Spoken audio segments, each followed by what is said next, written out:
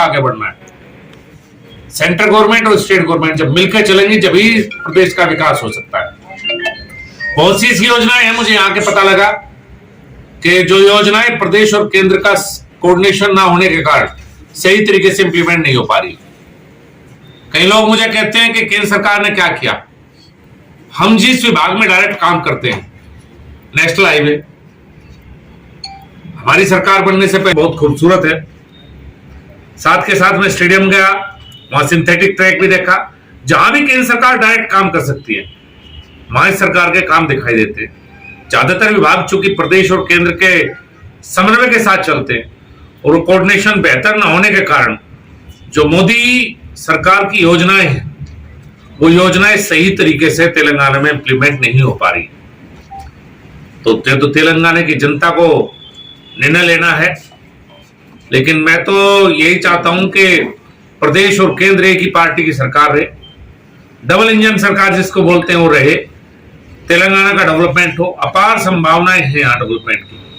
मैंने husbandry dairy और fisheries हूं। कल मैं एक जो हमारे यहाँ के फिशरमैन है उनसे भी मिला हूं। तो जो हमारी योजनाएं हैं मेरी मिनिस्ट्री की, चूंकि 60-40 के रेशियो में होती है, 60% पैसा केंद्र सरकार देता है सभी योजनाओं का, 40% पैसा प्रदेश सरकार देता है। तो कोऑर्डिनेशन कमजोर होने के कारण जो आके फिशरमैन है, जो फायदा उनको पहुंचना चाहिए था उतना फायदा, उतनी योजनाएं हम फिशरमैन के लिए नहीं हो पा रहे। मुझे फिशरमैन के द्वारा बताया गया जो 3 महीने का बैन पीरियड होता है जिस समय मछली आप नहीं पकड़ सकते, उस समय उनको 1500 रुपए महीना मिलता था, जिसमें केंद्र और प्रदेश सरकार दोनों का कंट्रीब्यूशन रहता था। तो उन्होंने मुझे बताया कि अभी तक उनके पास पैसा नहीं पहुंचा। हमारी तरफ से हमेशा तेलंगाना के विकास के लिए, गरीब लोगों के लिए, किसान के लिए, मजदूर के लिए हमेशा हाँ रही है। अगर कहीं कमी है तो तेलंगाना सरकार के हिस्से में तेलंगाना सरकार स्वयं को रिव्यू करे।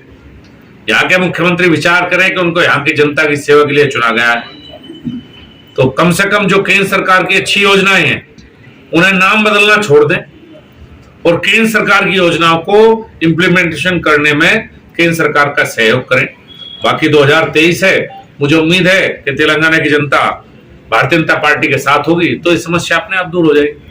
और किसी का कोई सवाल हो तो पूछ सकते हैं। जब से प्रधानमंत्री मोदी जी ने देश का नेतृत्व संभाला है, डेवलपमेंट चाहे वो नेशनल हाईवे हो या रेलवे हो, आप खुद देख सकते हैं अपने चारों तरफ, इन पे भी फोकस रहा है।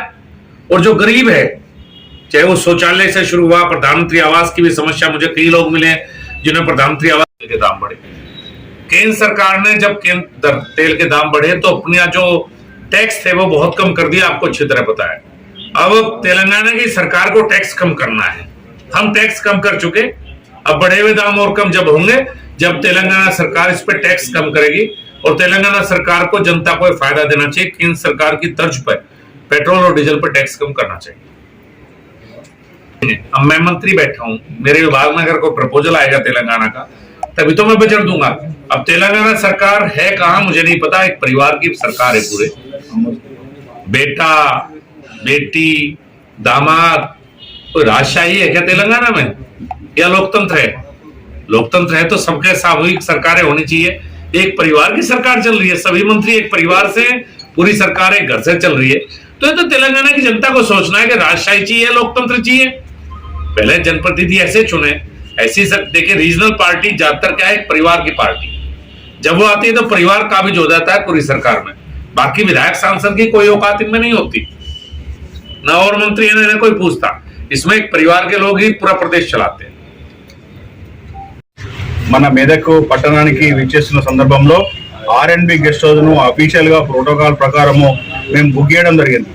బుక్ చేసేప్పటికి కూడా కేంద్ర మంత్రి వర్యులు నిన్న నైట్ ఇక్కడికి వచ్చిన తర్వాత సుమారు అర్ధగంట సేపు కారులోనే కూర్చున్నబెట్టేసి ఇక్కడ ఎవరు కూడా ఈ గెస్ట్ హౌస్ తాళం తీయకపోవడము, తాళాలు ఎవరి దగ్గర లేకపోవడము, ఏఈ ఫోన్ లేపకపోవడము, డిఈ ఫోన్ లేపకపోవడము, ఇది తెలంగాణ ప్రభుత్వము ఏ విధంగా పనిచేస్తుందో దానికి నిదర్శనంగా మరి చూస్తా ఉన్నాము.